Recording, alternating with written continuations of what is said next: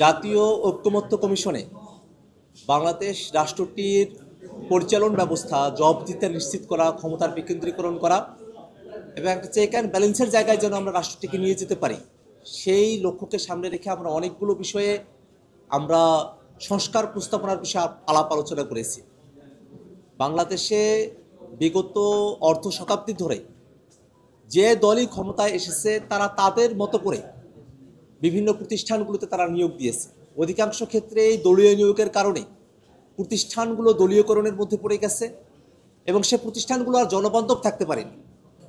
দলীয় নিয়োগ, দলীয়করণ এবং জনবান্ধব নয় এমন প্রতিষ্ঠান না করে আমরা যদি দলীয়করণের বাইরে এসে প্রতিষ্ঠানগুলোতে নিয়োগ কার্যক্রম সম্পূর্ণ করতে পারি, তাহলে সামগ্রিকভাবেই দেশের অগ্রগতি সাধিত হবে। আজকে ঐকমত্য কমিশনে সরকারি কর্ম কমিশন পিএসসিতে নিয়োগের অথরিটি কারা হবেন সে বিষয় নিয়ে আলোচনা হয়েছে।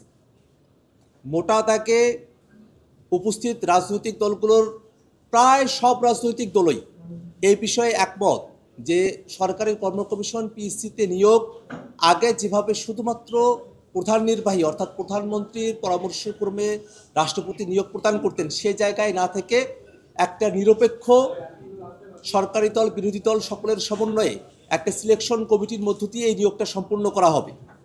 আপনারা সকলে জানেন যে গত বছর বাংলাদেশের শিক্ষার্থীরা যখন কোটা প্রথার বিরুদ্ধে তারা যখন আন্দোলনে নামলেন, ঠিক সেই সময়টাতেই প্রশ্ন ফাঁসের মতো একটা ঘটনাও সামনে চলে আসলো।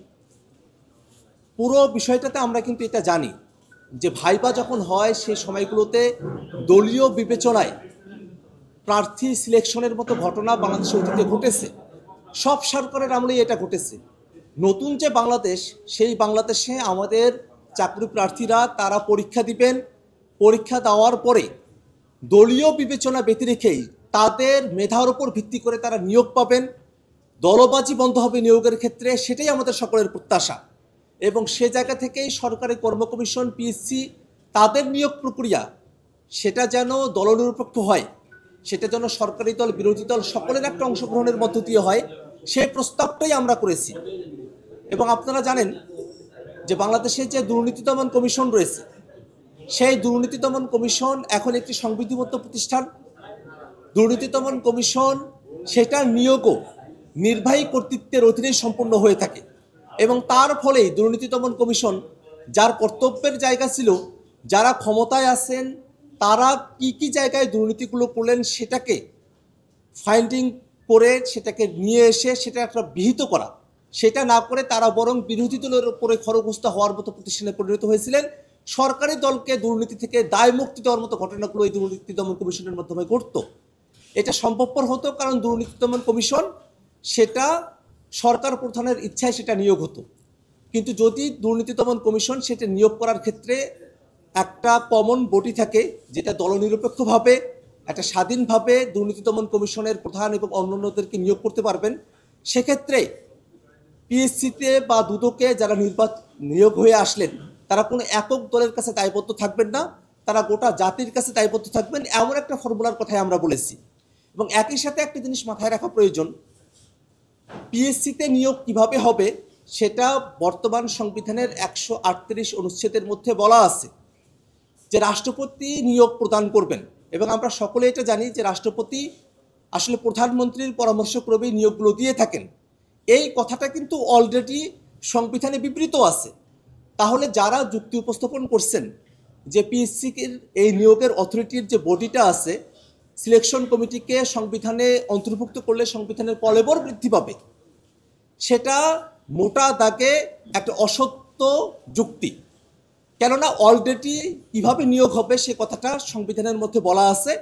সে জায়গায় রাষ্ট্রপতি প্রধানমন্ত্রীর পরামর্শক্রমে করবেন এই কথাটার পরিবর্তে একটা সিলেকশন কমিটি গঠিত হলো, সেই সিলেকশন কমিটির কথাটা সংবিধানে উল্লেখ থাকবে।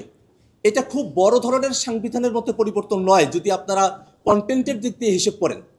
কিন্তু যদি কনটেক্সটের দিক দিয়ে আমরা হিসেব করি, তাহলে এক ব্যক্তির হাতে নিয়োগের অথরিটি না থেকে একটা দলনিরপেক্ষ সিলেকশন কমিটির মধ্য দিয়ে স্বাধীনভাবে একটা নিয়োগ প্রক্রিয়া সম্পূর্ণ হলো, সেই একটা বড় ধরনের পরিবর্তনের মধ্য দিয়ে আমরা যেতে পারলাম। সেখানে দুর্নীতি দমন কমিশন একটা সংবিধিবদ্ধ প্রতিষ্ঠান আকারে বর্তমানে ফাংশন করছে। সেটাকে যদি আমরা সাংবিধানিক প্রতিষ্ঠান আকারে বিবেচনা করতে পারি এবং যে নিয়োগ কমিটির কথা, সিলেকশন কমিটির কথা বলা হয়েছে, সেটাকে যদি আমরা বাস্তবায়ন করতে পারি, তাহলে আইন যতটা সহজে পরিবর্তন করা যায়, সংবিধান যেহেতু ততটা সহজে পরিবর্তন করা যায় না, সেক্ষেত্রে যে দলই ক্ষমতায় আসুক না কেন, সে দলের জন্য এটা কঠিন হবে যে আমরা আজকে নিয়োগ বা সিলেকশন কমিটির ব্যাপারে যে ঐক্যমত্য করলাম, সে ঐক্যমত্যের বাইরে গিয়ে কোনো কিছু করা তাদের জন্য কঠিন হবে। আমরা চাই আমরা যে সংস্কার প্রস্তাবনাগুলো এখানে বলছি, পিএসসি এবং দুদকের ক্ষেত্রে সিলেকশন কমিটির কথা বলছি, সেগুলো যদি সংবিধানে উল্লেখ থাকে তাহলে সেটার একটা সুরক্ষার জায়গা নিশ্চিত হয়। আমরা মোটা দাগে বাংলাদেশের সকল রাজনৈতিক দল, এখানে আমরা মোটা দাগে ফেসিবাদ বিরোধী পক্ষগুলো উপস্থিত রয়েছি। ঐক্যমত্য কমিশনে প্রায় সকল রাজনৈতিক দলই আমরা একমত রয়েছি। বিএনপি পিএসসিতে এবং দুর্নীতি দমন কমিশন সেই নিয়োগ কমিটির ব্যাপারে, সিলেকশন কমিটির ব্যাপারে তার আপত্তি জানিয়েছেন, সংবিধানে অন্তর্ভুক্তির ব্যাপারে আপত্তি জানিয়েছেন। আমরা বিএনপির কাছে আহ্বান রাখব, নির্বাচন কমিশনের ব্যাপারে আপনারা যেভাবে দলীয় অবস্থান পরিবর্তন করে নির্বাচন কমিশন নিয়োগ করার ক্ষেত্রে একটা সিলেকশন কমিটির ব্যাপারে আপনারা সম্মত হয়েছেন এবং সেটাকে সংবিধানে অন্তর্ভুক্ত করার ব্যাপারে সম্মত হয়েছেন, ঠিক একইভাবে গুরুত্বপূর্ণ বাকি যে সংবিধিবদ্ধ এবং সাংবিধানিক প্রতিষ্ঠানগুলো আছে, সেখানেও আপনারা আপনাদের দলীয় অবস্থান পুনর্বিবেচনা করবেন। বাংলাদেশের মানুষের প্রত্যাশার যে জায়গা তৈরি হয়েছে জুলাই অভ্যুত্থানের মধ্য দিয়ে, আমরা আর দলীয়করণের কোনো প্রতিষ্ঠান দেখতে চাই না। আমরা বাংলাদেশের প্রতিষ্ঠানগুলোকে নতুন করে গড়তে চাই। রাষ্ট্রীয় প্রতিষ্ঠান, সাংবিধানিক প্রতিষ্ঠান, সংবিধিবদ্ধ প্রতিষ্ঠান, তারা স্বাধীন থেকে তারা তাদের কার্যক্রমগুলো পরিচালনা করবেন।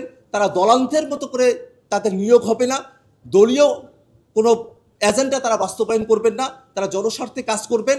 এই প্রস্তাবনাকে মাথায় রেখে বিএনপি যেন তাদের যে আজকের পজিশন, আজকের যে অবস্থান, সেখান থেকে সরে এসে জনগণের কথা ভেবে ঐক্যমত্য কমিশনের যে প্রস্তাব, সেই প্রস্তাবের সঙ্গে একমত হয় আমরা সেই আহ্বান রাখতে চাই। ধন্যবাদ সকলকে। বান্ডেল থাকলে প্রতি সেনমানিতে টাকা বাঁচবে। বিকাশ সেনমানি বান্ডেল কিনে জিতুন প্রতি লেনদেনে।